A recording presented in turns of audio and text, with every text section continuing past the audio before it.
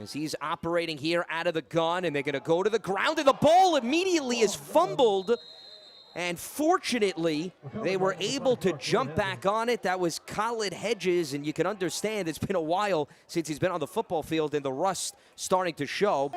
He was injured, missed much of camp, did not start until week 4. Now he wants to try to convert a 4th and 6 with the pocket collapsing, and the throw over the middle is incomplete. Anthony Diazzo, the sophomore from Ridge, who's completing 69% of his passes, and he's got a completion right out of the gates, and open space and then some for Rory McDermott. It's a foot race to the end zone, and he is going to glide in for a touchdown. And in the blink of an eye, St. Anthony's takes command of this game with a huge game-changing score.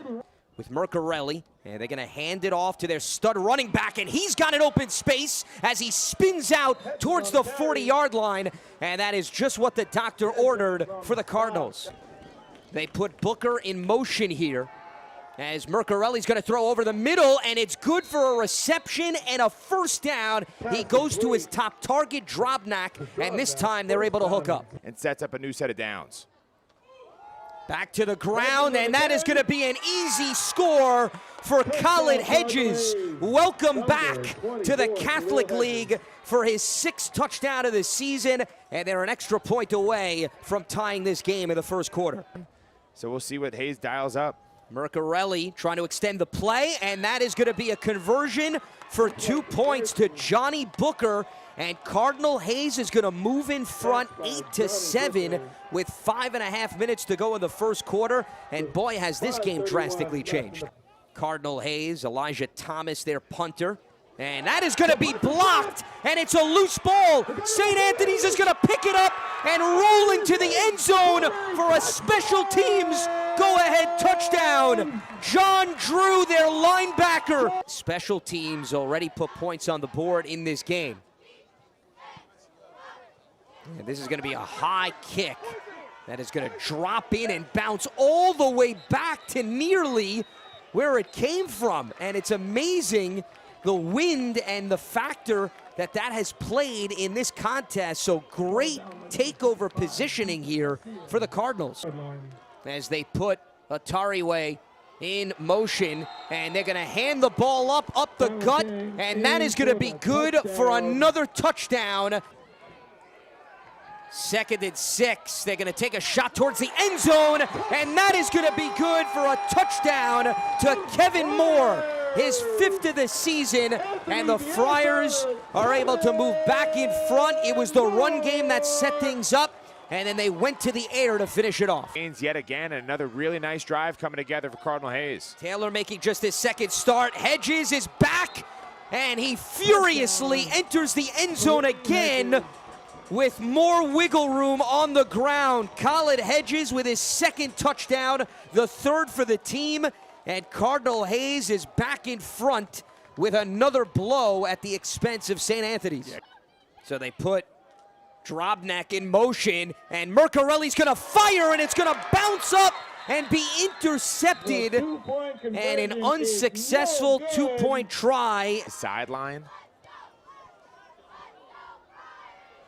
And here come the Friars with Moore. He's going to look for a cutback lane, and Kevin Moore's got room to operate as he takes it across midfield. Could the 4th time be a charm? Over the middle, and that is complete to Kevin Moore again for the go-ahead touchdown.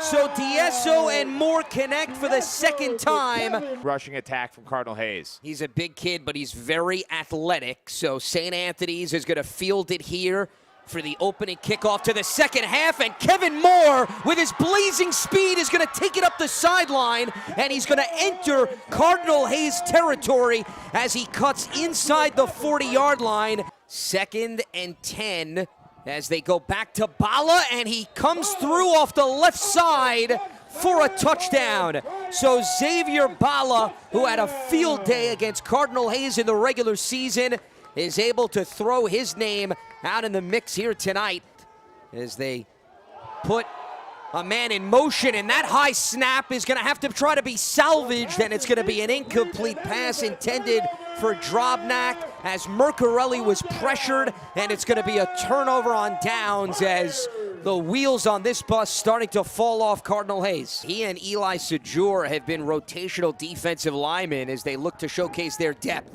Mercarelli fakes the pass, and he's going to be brought down, and they're going to say that is a sack and not an incomplete pass. Again, the Friars defensive line, and it is Brendan Shaughnessy with his third sack of the season to get the ball back, and instead it is D'Esso that had other plans, and now they go back to the conventional rushing attack, and here is Bala, the man of the hour, who is just going to walk into the end zone and put the finishing touches on quite the performance for the Friars. His second score and number 22 on the ground this season.